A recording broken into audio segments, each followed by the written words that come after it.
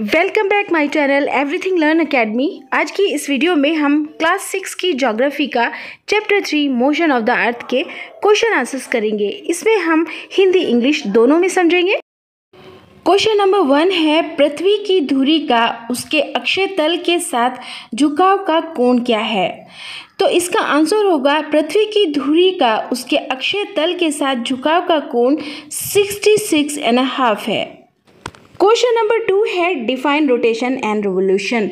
Rotation and revolution को define कीजिए। Answer देख लीजिए। The movement of the earth on its axis is called rotation. The movement of the earth around the sun is a fixed path और an orbit is called revolution. अब इसको आप हिंदी में समझ लेते हैं। इसकी डेफिनेशन का मतलब होता है घूर्णन। पृथ्वी का अपनी धुरी पर घूमना घूर्णन कहलाता है। मतलब अपनी जो कील पर पृथ्वी जो हमारी अर्थ है वो घूमती रहती है, उसको घूर्णन कहते हैं। पृथ्वी अपना एक घूर्णन 24 घंटे में पूरा करती है, इसी से दिन रात बनते हैं। तो चलिए आप समझ लीजिए रिवॉल्यूशन क्या होता है। रिवॉल्यूशन को हिंदी में कहते हैं प्रतिक्रमण। सूरज के चारों ओर जब एक स्थिर कक्ष या कक्षा में पृथ्वी जो होती है, हमारी जो अर्थ होती है, वो प्रतिक्रमण करती है यानी घूमती रहती है, तो उसी को रिवॉल्यूशन कहते हैं, प्रतिक्रमण कहते हैं। नेक्स्ट क्वेश्चन है, what is a leap year? Leap वर्ष क्या है? अब इसको बताना है। आंसर देख लीजिए। Every fourth year, February has 29 days instead of 28 days. Such as a year with 366 days is called a leap year. तो चलिए हिंदी में इसको समझते हैं कि लीप वर्ष क्या है। लीप वर्ष हर 4 साल के बाद आता है, ठीक है। इसमें होता क्या है कि जो फरवरी महीना होता है वो 28 दिनों का नहीं होता, 29 दिन का होता है। इस तरह से फिर होता क्या है कि लीप वर्ष में 365 दिन नहीं होते, 366 दिन हो जाते हैं, तो इसी को लीप वर्ष कहते हैं।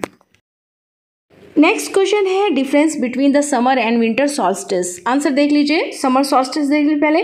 When the southern hemisphere experience the winter season and each summer in the northern hemisphere at the point in the time the position of the earth on 21 June is called the summer solstice. Winter solstice, when the southern hemispheres experience the summer season and the reverse occurs in the northern hemispheres at the point in the time the position of the earth on 22nd December is called winter solstice. Next question है, what is an equinox? Answer देख लीजिए।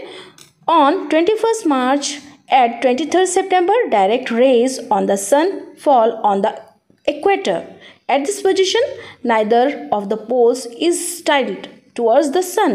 Therefore, the whole earth experiences equal days and equal nights. This is called an equinox. चलिए हिंदी में इसको जानते हैं। विषुव क्या है? इसको विषुव बोलेंगे। 21 मार्च और 23 दिसंबर को सूरज की जो किरणें होती हैं वे विषुवत वृत्त पर सीधी पड़ती हैं। इस अवस्था में होता क्या है कि कोई भी ध्रुव सूरज की ओर झुक नहीं हो पाता, ठीक है। इसलिए पूरी जो पृथ्वी होती है, पूरी जो अर्थ होती है, वहाँ पर रात और दिन बराबर होते हैं। इसी को विषुव कहा जाता है या इक्विनॉक्स कहा जाता है।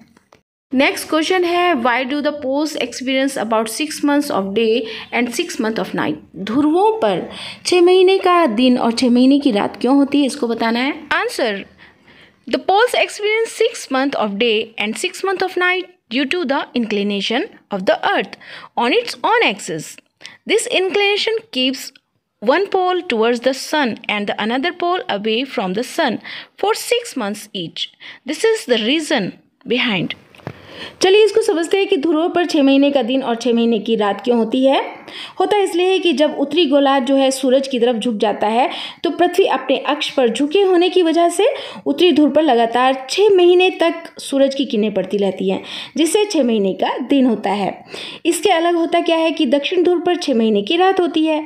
जब दक्षिण गोलार्ध जो है सूरज की तरफ झुक जाता है तो दक्षिण ध्रुव पर लगातार 6 महीने तक सूरज की किरणें पड़ती रहती हैं, जिससे 6 महीने तक दिन होता है। नेक्स्ट है, tick the correct answer. A option है, the movement of the earth around the sun is known as. इसमें कुछ ऑप्शन हैं, रोटेशन है, रिवॉल्यूशन है, इंक्लिनेशन है। तो इसका राइट टिक होगा रिवॉल्यूशन। ऑप्शन बी है, direct rays of the sun fall on the equator on. Option है 21 मार्च, 21 जून, 22 दिसंबर। तो इसका राइट टिक होगा 21 मार्च। सी है Christmas is celebrated in summer. इन ऑप्शन है जापान, इंडिया, ऑस्ट्रेलिया। तो इसका राइट टिक होगा Australia. Option D, cycle of the season is caused due to. Options हैं रोटेशन, रिवॉल्यूशन, ग्रेविटेशन। तो आंसर होगा रिवॉल्यूशन, राइट टिक होगा रिवॉल्यूशन। नेक्स्ट क्वेश्चन है फिल इन द ब्लैंक्स। इसका A option है a leap year has dash days. तो इसमें आएगा 366 डेज। नेक्स्ट है the daily motion of the earth is dash. इसमें आएगा रोटेशन। ये ऑप्शन है the earth travels around the sun in dash orbit. इसमें आएगा एन एलिप्टिकल। इसका फिल होगा एन एलिप्टिकल। डी ऑप्शन है the sun's rays fall vertically on the tropic of dash on 21 June. तो इसमें आएगा कैंसर। नेक्स्ट है E, days and shorter during dash season. तो इसका फिल होगा विंटर। विंटर यहाँ पर हम फिल कर देंगे। Okay students, thanks for watching this video. अगर चैनल पर नए हैं तो सब्सक्राइब कर दीजिए, बेल आइकन को दबा दीजिए ताकि आने वाली वीडियो का नोटिफिकेशन आपको मिल जाए। मिलती हूँ फिर नेक्स्ट वीडियो में। Thank you.